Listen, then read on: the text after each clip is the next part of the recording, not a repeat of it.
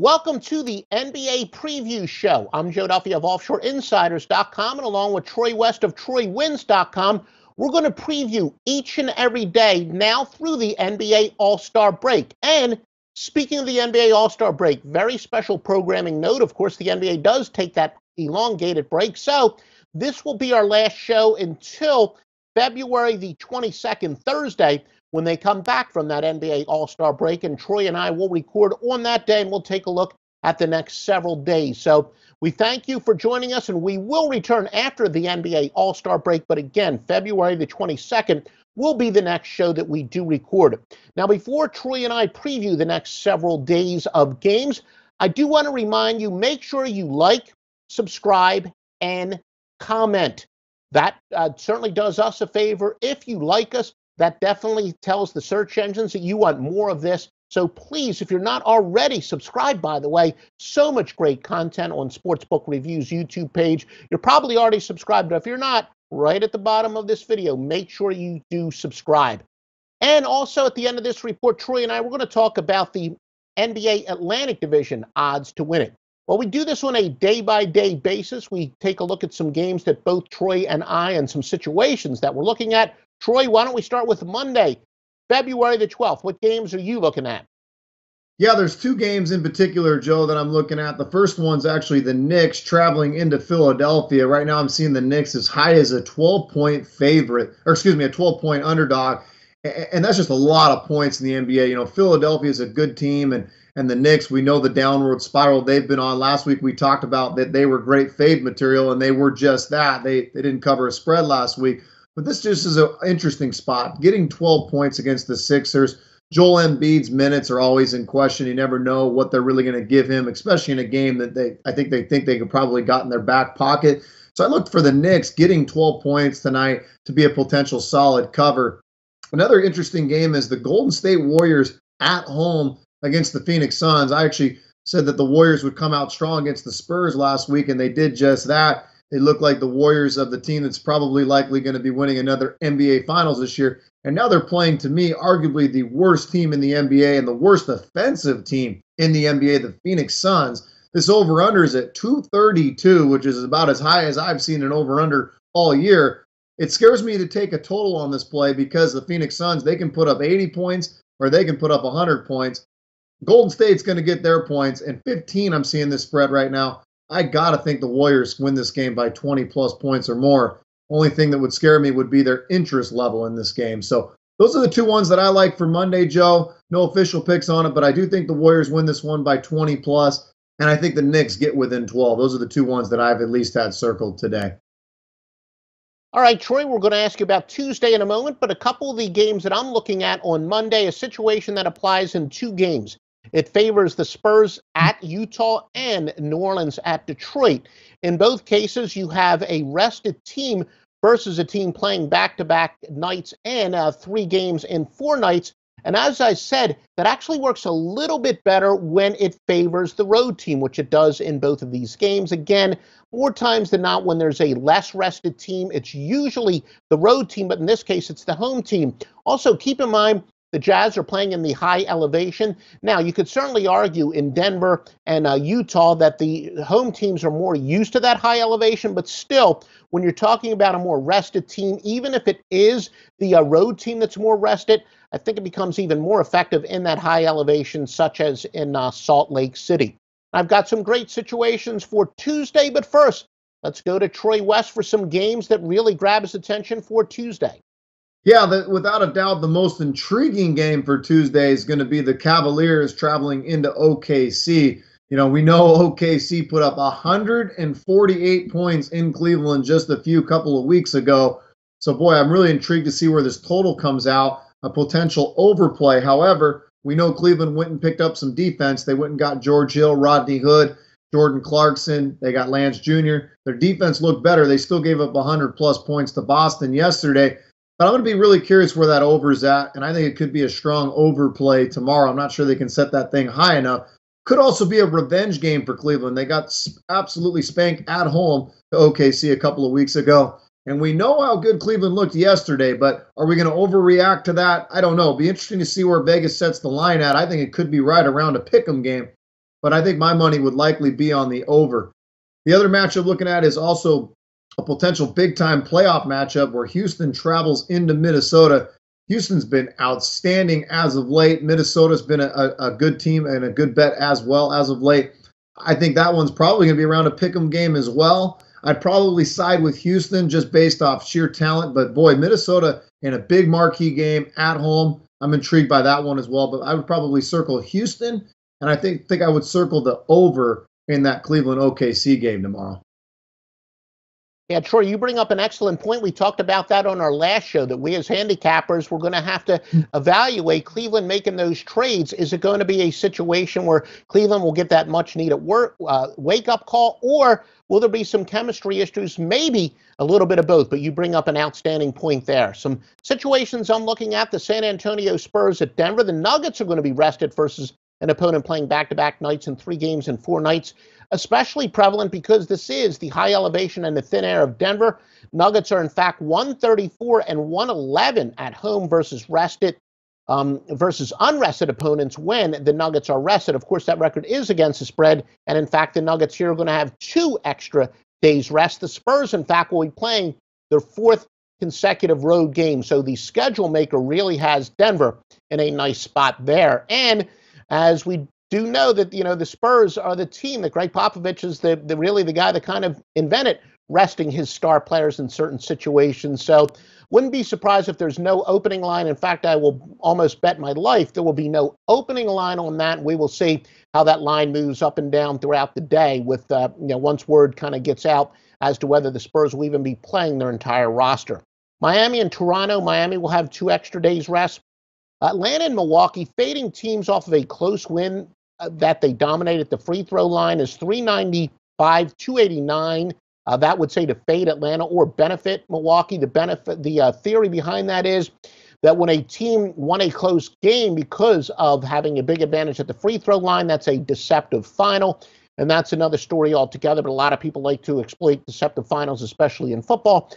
I find that is pretty good in basketball. And the Bucks have gone under 14-2 lately. Again, I'm not that big in the trends personally, but I also like to take on these shows and previews that we do, the I report, you decide type approach. And I like to give out information, even though you may weigh it much more heavily. You, the viewer, might weigh it more heavily than I do.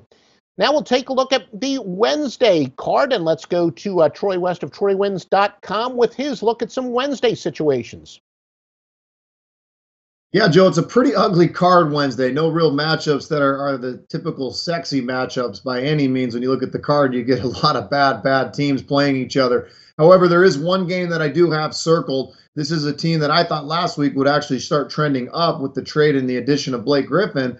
They won 5 in a row, and then last week they skidded up. They lost at home to the Clippers, and then yesterday they went into Atlanta and lost. They do get Atlanta again this week at home. And I think it's a big bounce back game. I think, going into Atlanta and losing and being on this losing streak that they're on, I like Detroit to bounce back at home at the Palace. Like I said, this is a team that went out and got Blake Griffin. I have to think they got him to make this strong playoff push. Haven't necessarily shown it yet, but I think they get a good bounce back win at home. Not sure where that line's going to be yet, but initially it looks like it could be a good bet for them to come back and get a big win against Atlanta after just losing to them yesterday. And the games I'm looking at, Troy, some situations for Wednesday, Washington and New York. Washington will have 2 extra days rest. In fact, when a road team is playing their second straight road game with at least 2 extra days rest, the road team is 234, 175, and that's 57.2%. And again, at offshoreinsiders.com, we like to exploit those anomalies. The public, for the most part, they're not going to like to bet on teams on a long road trip, but when you have teams that are actually more rested on the long road trip, you do have a pretty good situation that the squares aren't going to like, but the sharps are. The Lakers and New Orleans, Lakers are also going to have the 2 extra days rest, and that same angle that we just told you about applies not only once, but twice tonight, which is really an anomaly because there's only 7 more times that's going to apply the rest of the season. But again, the Lakers playing at least their second straight road game, and the more rested, a 57.2% angle twice on Wednesday, but only 7 more times for the rest of the year. New Orleans, by the way, is going over 73 and 36 at home. Fits into my I'll report you decide category. Toronto and Chicago, the Bulls are rested versus an opponent in back-to-back nights, playing 3 games in 4 nights. Memphis at Oklahoma City. Oklahoma City is also going to be rested, playing teams back-to-back 3 games in 4 nights. And the same for Detroit, hosting Atlanta. Meanwhile, the Clippers at Boston, Clippers will be playing their 4th straight road game, obviously against one of the best teams in the NBA. So a very tough spot there for the Clippers. And Troy, I know we do mention Thursday nights are usually the toughest. First of all, it's a short card. Second of all, because it's a big night on Turner, they usually don't have that rested versus unrested. Generally, both teams are rested. So probably the toughest to find look-ahead situations because of the quantity of games, not to mention, as I said, you don't really have those scheduling anomalies. But anything that jumps out at you for Thursday, which is the last day before the NBA All-Star break? Yeah, Joe, I didn't dig into Thursday quite yet, so and I'll take your wisdom on what you've got for Thursday, but I have not dug into Thursday quite yet. Yeah, on the very short card for Thursday, what I do have, Denver and Milwaukee. Milwaukee's going under 14-2 at home. And Lakers in Minnesota, as we follow this, Minnesota's been red hot at home, covering 10 out of 11. And as I said, each and every time that Troy and I do this show, we kind of like to take a look at some future odds, give our opinions. I know from my standpoint, I'm not big into making future bets because, as I always say at offshoreinsiders.com, I don't want it to bias my ability to make game-to-game adjustments. So it's kind of more of a prediction and just what we're looking at for the rest of the year from my standpoint. But Troy, he might actually like to do these futures bets, especially if there's great value. But the odds to win the Atlantic, it's a 2-team race, obviously. Toronto has just bypassed Boston. Toronto now the 140 favorite, though Boston just behind at 150. Of course, it can vary from sportsbook to sportsbook. And the remaining 3 teams are all at plus 9,000. Philadelphia, Brooklyn, and the Knicks. So, yeah, it's a 2-team race, clearly. Troy, which team do you give the edge, Boston or Toronto, to win this division? Yeah, I actually do like Boston. Boston's kind of taken this little mid-game or mid-season crisis. They've definitely let up the gas quite a bit. I think there's, I would say they're tiring out, but Brad Stevens to me is an outstanding basketball coach. I think he's the best coach in the NBA. I think the second half push, I really think Boston's going to want this number 1 seed going into the playoffs. I think home court advantage is going to mean everything to them. And yeah, Toronto's good, and they've really, to me, overachieved so far this year. They've got obviously DeRozan, who's been carrying the load out there. But I think Boston's the more complete team, and I think the second half push after the All-Star break, you're going to see the Celtics outplay and outperform the Raptors and have the better record coming in. So I think at minus 150, I would be on Boston. Yeah, Troy, you bring up an outstanding point. Brad Stevens, an enormous success at both the college and NBA level, and there's not a lot of people that have done that. Same thing in the NFL and college football, though, more recently we have seen some guys that have been successful in the NFL that were also successful in college. But yeah, he may just be the best coach in the NBA. I would tend to agree with you. I think, and this is really a backhanded compliment maybe for the Celtics, because I think they're better built for the regular season than they are the postseason. They've got 7 guys averaging in double figures. They've got such enormous balance. I do think in the postseason, that it really helps to be a lot more top-heavy, which Toronto is. I call it my Adrian Barbeau theory, where in the playoffs you definitely want to be much more top-heavy. I think Toronto is probably built better for the postseason, but the Celtics a little bit better for the regular season. Plus, they have guys like, Al Horford. I think he's a much better regular season player than he is a postseason. When they start getting physical in the postseason, he settles for those jumpers, but in the less physical regular season, he's a more effective player. Jason Tatum, what a steal that was, just robbing Philadelphia. He's got a big upside, and the Celtics have done a ridiculous job overcoming the Gordon Hayward injury. Of course, if Hayward were healthy, they were the overwhelming favorites to win the East, but now they're co-favorites, of course, in the division with Toronto. And I agree with Detroit. They're making a little bit of an overreaction. Toronto, or I should say Boston was the favorite, but Toronto is the hotter team lately. So Toronto is the modest favorite in most sports books, but I do think that Boston is really the team that should be the favorite, and they most likely will win that division, especially because they have the upside. And one of the other things that I like to do is on each show, take a look at some of the metrics. I do like to use the luck factor, which In short, it was invented by Ken Pom, but also Team Rankings, a very good website for this in the NBA. Ken Pom invented it for college basketball. Teams that are winning a high percentage of their close games are considered lucky. Teams that are losing a high percentage of their close games considered unlucky. Always say that the most deceptive statistic in handicapping is straight up record. So therefore, the luckiest teams are going to be the ones most overvalued. The most unlucky teams would be the most undervalued. So the luckiest teams and hence the most overvalued from a betting standpoint in this order: Boston, Indiana. The most unlucky team, and therefore using this metric, would be the most undervalued far and away, is Dallas, according to the Team Rankings luck factor, followed by Charlotte, Memphis, Atlanta, Oklahoma City, and Orlando. And there's a bit of a drop-off after that. So that's, I think a very key statistic when it comes to overvalued and undervalued teams.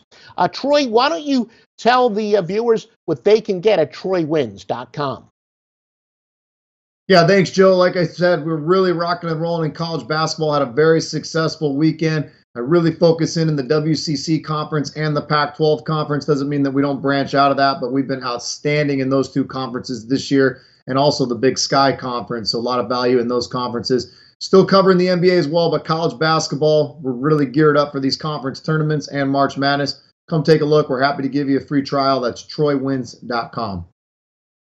Yeah, excellent job, Troy, and specializing in those conferences a key. In my case, look, I got this computer software that helps me isolate situations so I don't have to look at each game individually. Back on fire at offshoreinsiders.com. 11-2 last 13 as we filed this report, but a great career. I've had 30 years of winning. Visit me at offshoreinsiders.com for all my winning picks. One more reminder, the NBA All-Star break, we previewed through the NBA All-Star break, and they're taking, 5-6 days off for that NBA All-Star break. So our next show here at Sportsbook Review will be Thursday, February the 22nd, where we will take a look at some look-ahead situations that both Troy and I are looking at. Make sure you subscribe, and we will join you Thursday, February the 22nd for our next edition of our NBA preview show. Hey guys, thanks for tuning in to our channel. Now, we've put a lot of work into producing all these free videos, so please help us out and keep all our content free for you forever by simply liking, sharing, commenting, and subscribing. Now, not to mention, a visit to our industry-leading website will warm the hearts of all our SBR employees, especially myself. Now, the links are over there to the left, so do check those out. Thanks for watching.